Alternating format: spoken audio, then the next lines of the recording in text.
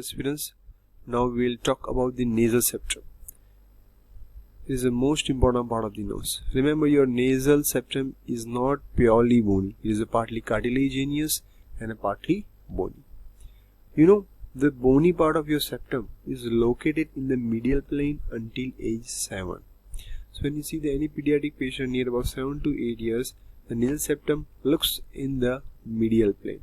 But as the age advances, it deviates to one side, usually right. You can see your nasal septum, it is slightly deviated to the right side.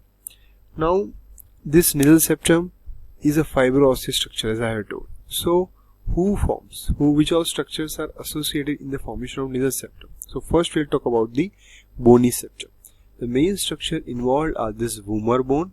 Okay, you can see here the vomer bone. The second is a ethmoid bone, the perpendicular plate of the ethmoid bone. So these are the main structure which help in formation of the bony part of nasal septum. The associated structures are the nasal bone, then the spine of your frontal bone, and this sphenoidal crest and the rostrum. Okay, and this cartilaginous part is formed by this septal cartilage.